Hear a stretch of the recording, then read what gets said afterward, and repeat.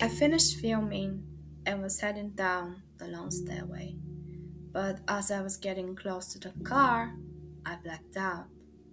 The next day, when I opened my eyes, I realized that it wasn't my room. I heard someone from outside the room ask, "Why did you bring her here and cause this mess?" Then I realized that I have been kidnapped. The feeling of liking and cheering for a star. The joy from seeing them succeed in such a competitive industry like K pop. Every fan has felt the emotions before. However, if a fan goes too far and becomes an excessive stalker, they just turn into poison to the star they love. In Korea, they're referred as assassin, an obsessive fan who invades the privacy of Korean idols, drama actors, or other public figures in the industry. One of the most notable activities associated with the sasaeng fan is stalking. The term sasaeng comes from the Korean word sa, meaning private, and sang, meaning life, in reference to the fan's intrusion into celebrities' private lives.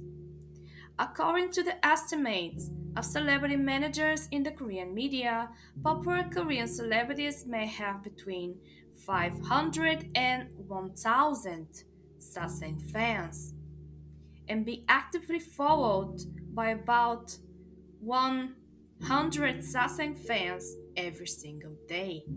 Sasaeng fans may be driven to commit borderline criminal acts in order to gain attention from their favorites.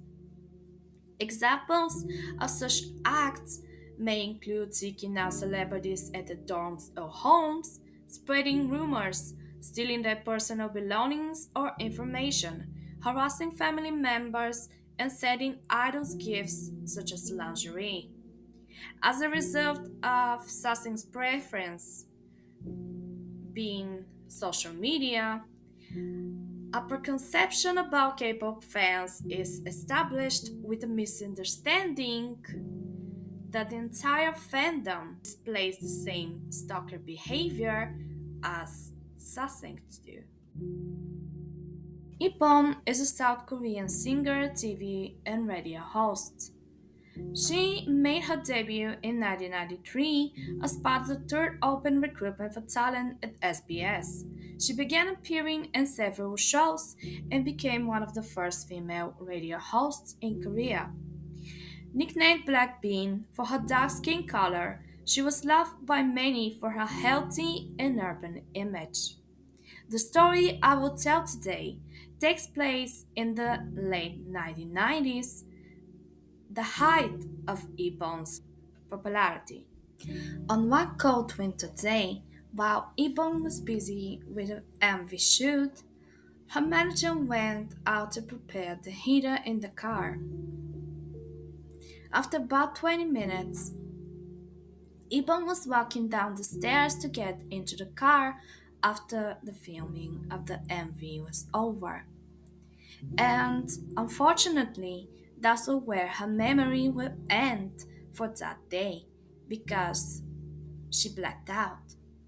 When she opened her eyes later, Ibon was in an unfamiliar place. At that time, she heard a commotion outside, and when she listened, she heard a man's voice saying, "Why did you bring her here and cause this mess?" Ibon had a good feeling that she had been kidnapped, but either way, she opened the door and went out, assuming that the man would not harm her.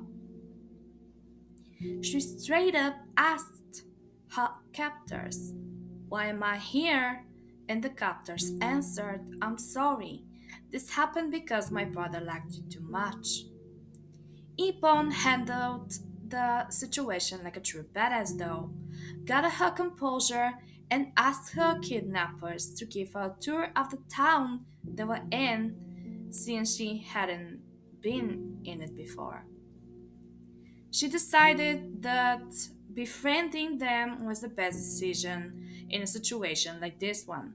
The kidnappers spent the whole day touring local landmarks with Yvonne, sharing drinks and snacks, and surprisingly, her plan had worked because at the end of the day, they returned her safely home.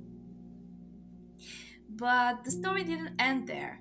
The next day, after she returned safely home, Yvonne found a yellow sports car in front of her house. There were a letter in the sports car, and it turned out to be a proposal from the kidnapper.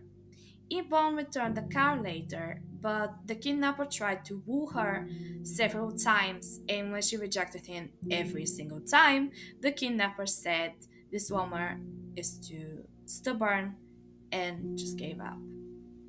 Netizens responded to Yvonne's bold anecdote with comments such as, "It's a really scary story, but I'm glad she's safe. Toasting with kidnappers? I don't know if I should count that boat. And she may have been safe because she didn't scream or anything and pretended like nothing happened and asked to be allowed to tour." Well, I'm leaving you guys with these questions. In your opinion, did her befriending the kidnappers really work, or was she just very, very lucky for nothing bad to happen to her? In my personal opinion, I'm just glad that the story has a happy ending and that nothing bad happened to her.